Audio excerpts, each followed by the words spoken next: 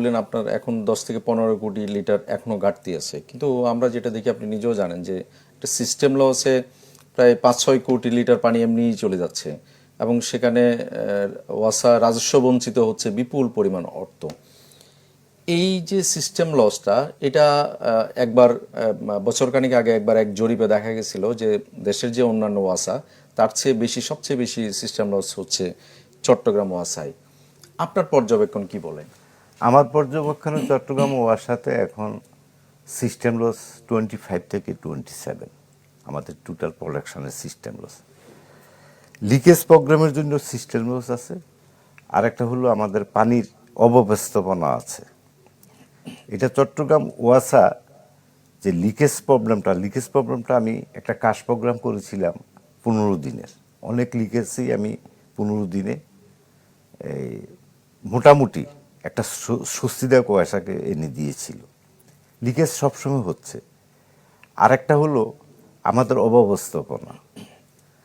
অব্যবস্থাপনার জন্য আমরা আগামী মাসের 10 তারিখের পর থেকেই আমাদের প্রত্যেক, আমি জরিপ করে দেখেছি সবসময় আমাদের 10,500 মিটার অকেজু থাকে। ওইটাতে আমাদের ওয়াসারও একটা দায় আছে।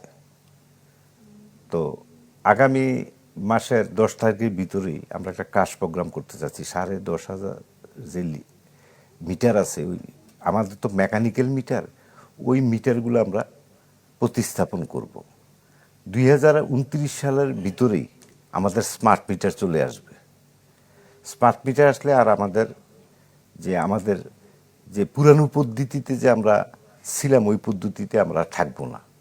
প্রত্যেকটা গ্রাহকই তার যে বিল, তার যে একুরেট রিডিংটা পেয়ে যাবে। এটা আমাদের সাথে সংযুক্ত হয়ে যাবে, আমাদের সাথে পুরো বিলিং সিস্টেমটা। তখন আমাদের যে বর্তমানে যে নন রেভিনিউ যে আছে, ওইটা আমাদের আশা করি ইমপ্রুভ হবে।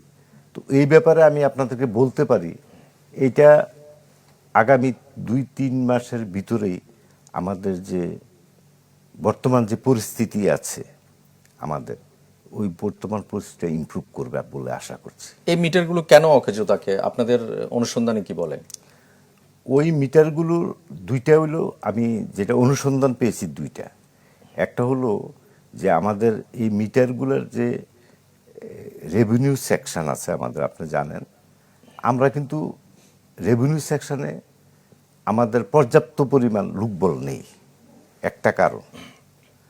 দুইটা কারণ হলো আমাদের মেনটেনেন্সটাও সমস্যা ওয়াসার। কারণ আগে যারা ওয়াসার মেনটেনেন্স করেছে তারা অনেকেই কিন্তু বিদায় নিয়েছে, তাদের চাকরি শেষ, ওয়াসার স্টাফ ছিল। তো আমরা নতুন করে চিন্তা করতেছি যে রেভিনিউ সেকশনকে ইমপ্রুভ করতে হবে এবং মেনটেনেন্স সেকশনে নতুন করে সাজাতে হবে। তাহলে মেনটেনেন্স সেকশন যদি আমরা সাজাইতে পারি আর রেভিনিউ সেকশনকে যদি আমরা উন্নত করতে পারি লোকবল দিয়ে, তাইলে আমাদের ওই নন রেভিনিউ যেটা আছে এটা আমাদের ইমপ্রুভ করবে। আর লিকেজ যেটা আছে, লিকেজটা আমরা হাতে নিয়েছি। পুরাতন যেগুলো আমাদের আছে 35 বছর আগে, এগুলো রিপ্লেস হয়ে যাবে 28 সালের ভিতরে। সবগুলো আমরা টেন্ডার করব, এই কিছুদিনের ভিতরে আমরা টেন্ডার করব। আর যেটা আছে অন্য যে পদ্ধতিগুলো আছে, যতগুলো আমাদের ডিজিটাল পদ্ধতি আছে, সবগুলোই আমরা ইমপ্লিমেন্ট করব ওয়াসার জন্য ইনশাল্লাহ।